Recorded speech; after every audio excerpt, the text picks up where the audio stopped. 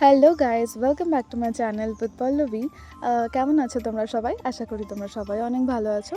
So চলে এসেছি আরও একটা নতুন ভিডিও নিয়ে। তো ভিডিওটা হচ্ছে আমরা সেদিন গিয়েছিলাম কাটোয়াতে পৌর সম্প্রীতি মেলাতে, যেটা প্রতি বছর কাটোয়া কেডিআই স্কুলের মাঠে অনুষ্ঠিত করা হয়।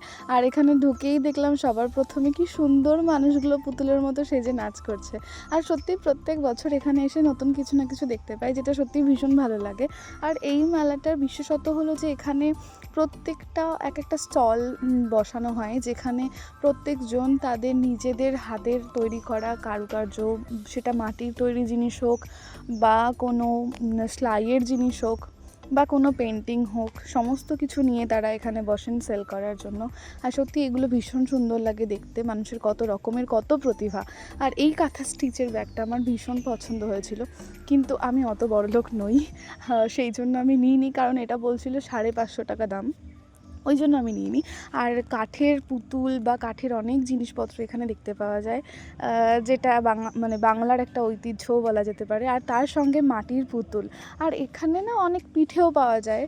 এখানে তোমরা পাটিসাপটা পিঠে দেখতে পাচ্ছ, যেখানে ম্যাঙ্গো ফ্লেভারের, চকলেট ফ্লেভারের, এমনি নারকেল দিয়ে ক্ষীর দিয়ে বানানো হয়েছিল। তো আমরা ক্ষীরেটা টেস্ট করেছিলাম, কিন্তু অনেস্টলি সে খুব একটা ভালো না খেতে টেস্টটা। আর মেলাতে গেলে সফট টয়েসের দোকান থাকবে, সেখানে আমার চোখ যাবে না। দেখো কত কিউট এগুলো, জাস্ট কিন্তু তবু আমি নিইনি এগুলো, কারণ এগুলো প্রচুর দাম বলছিল।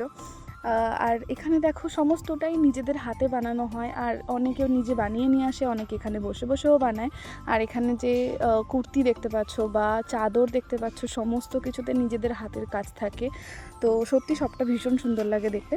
তো প্রথমে পুরো মেলাটা ঘোরার পরে আমরা গিয়েছিলাম একটু ফুচকা খেতে। মেলাতে যাব ফুচকা খাবো না, এটা তো হতেই পারে না। আর তারপরে সে একটু পপকর্নও নিয়েছিলাম, আর তার সঙ্গে বাদাম, কারণ এরপরে অনুষ্ঠান ছিল, সেটা আমরা দেখব। আর দেখো এই অবস্থা করেছি জামা প্যান্টের, বাদাম ছাড়িয়ে।